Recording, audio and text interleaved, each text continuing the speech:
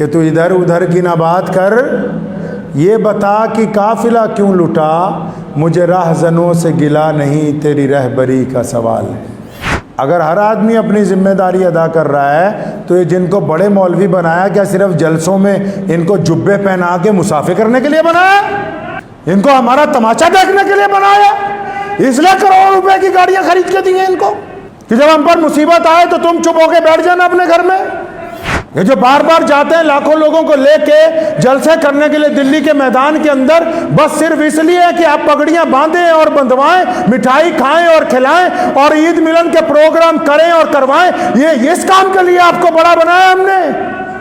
دلی کی جامع مسجد کے ممبر پر کوئی بیٹھا ہو اور اس کی زبان نہ کھلتی ہو، اور ملک کے 4 بڑے مدرسے، دارالعلوم دیوبند ہے، ندوۃ العلماء ہے، علی گڑھ کی مسلم یونیورسٹی ہے، مزار العلوم ہے، اور وہ خاموش رہیں کہ جی ہمارے ایک عالم دین کے ساتھ زیادتی ہوئی ہے، ہم کچھ نہیں بول سکتے، تو پھر آپ بڑے بنے کیوں ہیں؟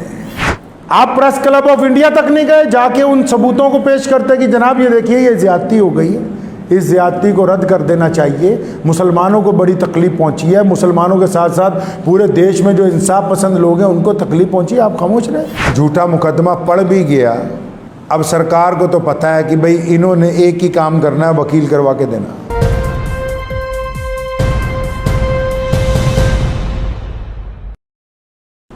حدیث میں آیا کہ افضل ترین جہاد سچ بات کہنی ہے، کفار وقت کے سامنے سچ بات جو بندہ بول رہا، فرمایا یہی افضل ہے، بس آپ سچ بولیں بس۔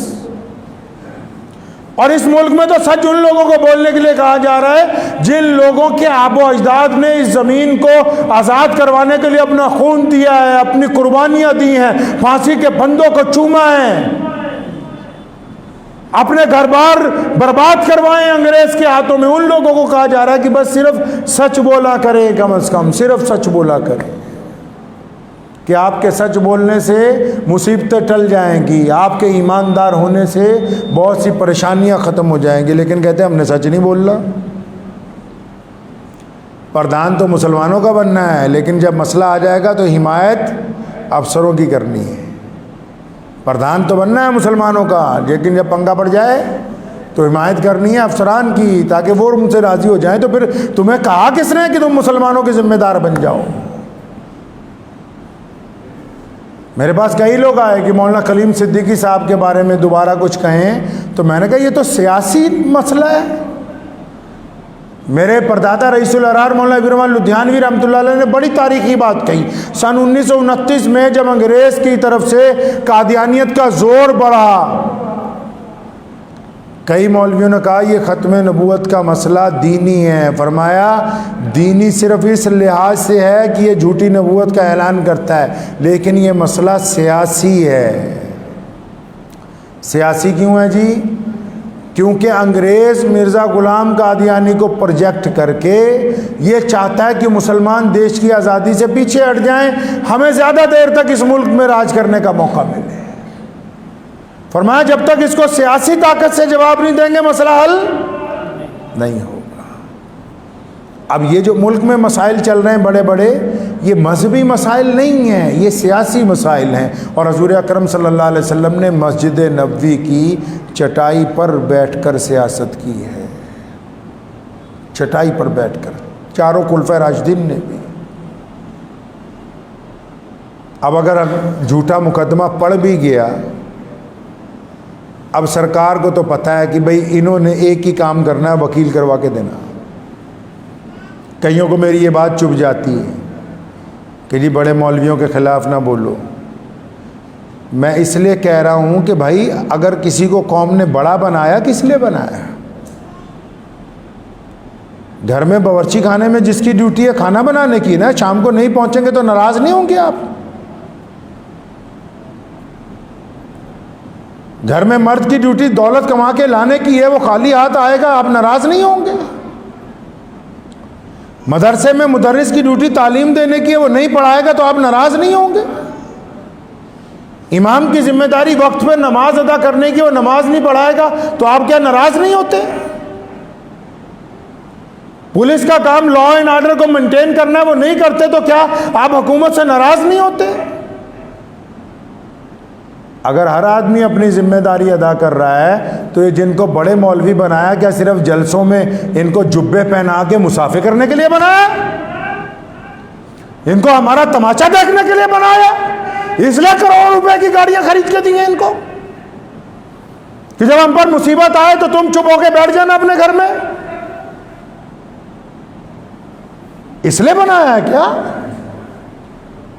اس لیے کسی کو بڑا بنایا جاتا ہے؟ بڑا اس لیے بنایا جاتا ہے کہ جب رسول صلی اللہ علیہ وسلم کے بارے میں حضرت علی رضی اللہ تعالیٰ عنہ فرماتے، سنو، فرمایا بدر کا دن تھا اور جب مشرکین ہم پر زیادہ حاوی ہونے لگے، فرمایا علی مرتضیٰ کہتے جو شیر خدا ہیں، جو مولا ہیں، جن کو حضور صلی اللہ علیہ وسلم نے کہا، جن کے بارے میں عمر نے کہا کہ جن کے علی مولا ہیں تو میرے بھی علی مولا ہیں، وہ کہتے ہیں کہ جب جنگ بدر میں بہت انتہا کی جنگ تیز ہوئی اور جب کوئی سایہ نہیں تھا تو ہم محمد رسول اللہ کے پیچھے جا کے سایہ تلاش کرتے تھے۔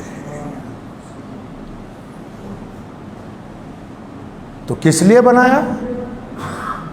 کسی کو بڑا کس لیے بنایا؟ گھر میں باپ کیوں ہوا؟ تاکہ بچے اس کے سائے میں پلیں گے، ہیں جی؟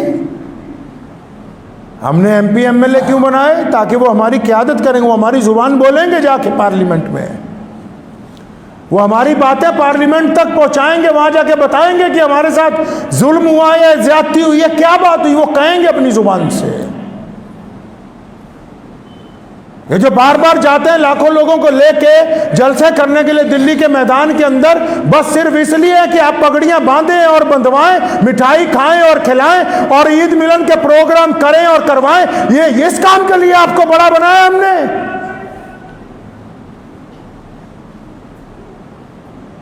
کہ ہماری جب بے بسی ہو تو اس کا تماشا جب پوری اقوام دیکھیں تو آپ بھی ایک طرف بیٹھ کے کہیں کہ ہم نے تو ایک پریس نوٹ جاری کر دیا۔ بس پریس نوٹ اگر جاری کرنے کا مسئلہ ہے پھر اس کے لیے تو 2 سیکٹری رکھ لیے جائے، پوری قوم رکھ لے 2 بندوں کو، یہ پریس نوٹ نکال دیا کریں ٹائم کے اوپر۔ دلی کی جامع مسجد کے ممبر پر کوئی بیٹھا ہو اور اس کی زبان نہ کھلتی ہو، اور ملک کے 4 بڑے مدرسے، دارالعلوم دیوبند ہے، ندوۃ العلماء ہے، علی گڑھ کی مسلم یونیورسٹی ہے، مزار العلوم ہے، اور وہ خاموش رہیں کہ جی ہمارے ایک عالم دین کے ساتھ زیادتی ہوئی ہے، ہم کچھ نہیں بول سکتے، تو پھر آپ بڑے بنے کیوں ہیں؟